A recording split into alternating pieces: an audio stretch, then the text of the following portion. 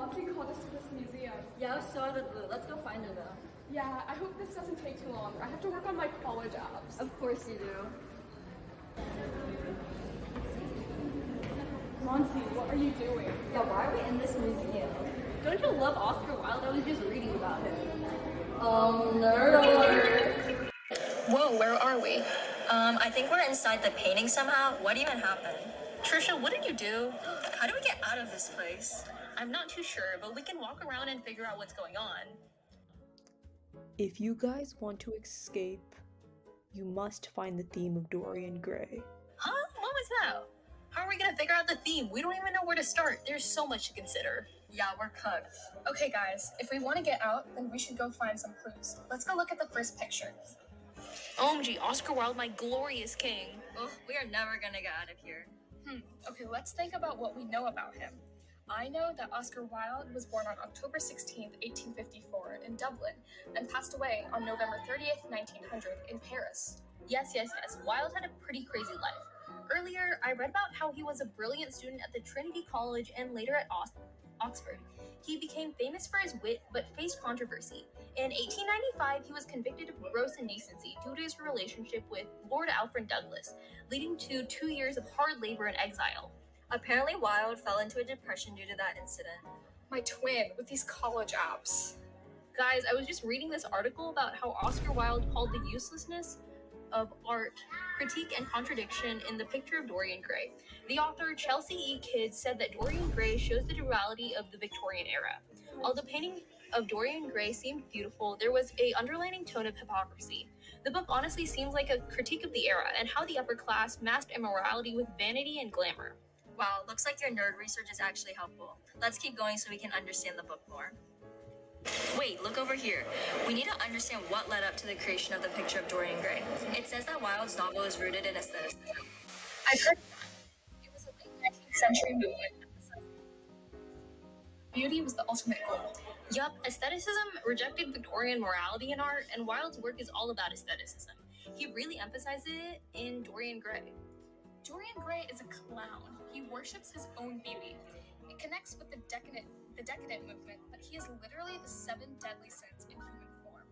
Boy, other authors like Walter Pater inspired Wilde with essays on beauty, and Charles Baudelaire, whose Flowers of Evil captured decadence. This era included Pater's The Renaissance and Swinburne's poems and ballads. Didn't aestheticism and decadence push back against Victorian rigidity? Through Dorian's downfall, Wilde warns about the perils of pursuing beauty without conscience. Oh, so that's why Wilde's work is taught. It's both a celebration of beauty and a cautionary tale. Exactly. Art may not need to teach morals, but life does.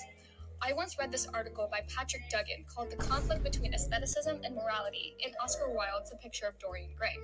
Duggan recalled how Wilde concludes that all art is quite useless in the preface of his book, and that it would be a mistake if art implied any further reaching influence. This philosophy was actually extended to other parts of society during this era, where people believed in doing things to maximize happiness. However, Dorian Gray can also be interpreted as a critique of this philosophy, showing the negative effects of hedonism. Interesting. This would definitely help with finding out the theme of the novel. Actually, now that I think about it, there's going to be multiple themes. We should keep hunting for more clues. Let's keep looking around to see where we are. It looks a lot like Victorian London, a place of grandeur, art, and strict moral codes. It feels sort of ominous here, like everyone is hiding something behind their glamour. Apparently, when Wilde wrote The Picture of Dorian Gray in 1890, Victorian England was at its peak under Queen Victoria's rule, a time of industrial progress but strict moral codes. It seems like the Victorian society cared a lot about propriety and religion. That makes sense why Wilde's novel shocked readers. He spent most of the novel exploring hedonism and moral corruption. The British Empire's expansion brought inequality. Wilde's critique of societal hypocrisy, seen in Lord Henry, reflected his reaction to these issues. Okay. Queen Victoria's reign symbolized stability, but enforced conventions. Wilde's novel questioned these norms, sparking public outrage. Okay, let's go look at the literary elements of The Picture of Dorian Gray, so we can finally figure out the themes and get out of here. Well, the novel's setting is split between Victorian London's high society and the darker parts of the city. The stark differences in the setting mimics Dorian Owen's duality, his outward charm and his hidden corruption.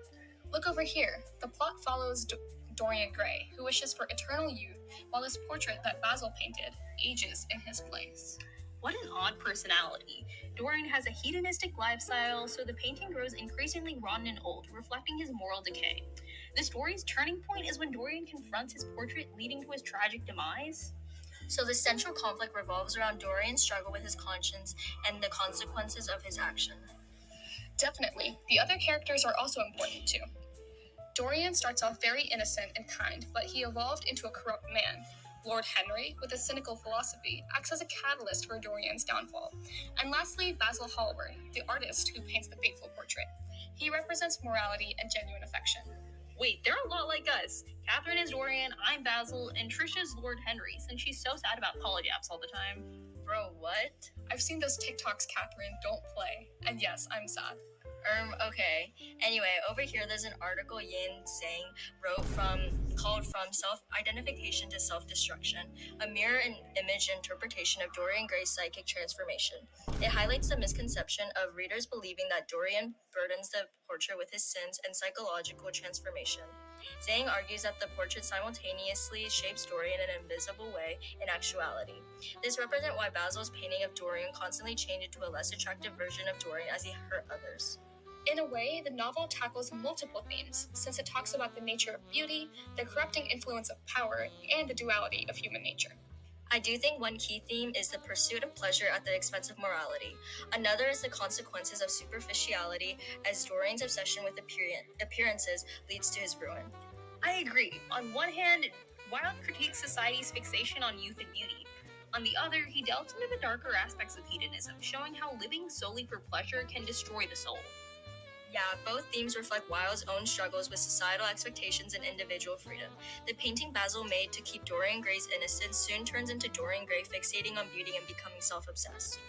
Wilde's style is witty and filled with paradoxes.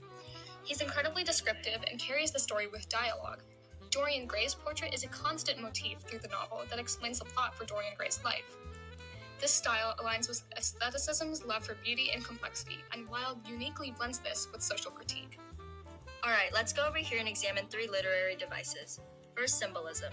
The portrait represents Dorian's soul deteriorating as he sins. It shows over here that Dorian Gray fell in love with Sybil Vane, but then quickly broke up with her because he was bored. But wait, the painting changed right after he broke up with her and captured how his misdeeds manifest physically on the painting. Second, irony. Dorian's eternal youth contrasts sharply with his decaying morality, creating a tragic irony. His outward perfection marks the corruption within. And third, imagery. Wilde's descriptions, such as the rich odor of roses hung in the air, enhance the novel's sensory appeal while juxtaposing beauty with underlying decay.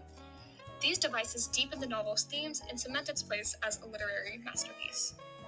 What is the theme of Dorian Gray? The duality of human nature, beauty versus corruption? The cost of vanity and the importance of inner truth. Balance, loving with purpose and... Whoa, are we back where we started? Yeah, I'm never listening to you again. Loki, that was kind of fun. Let's do it again.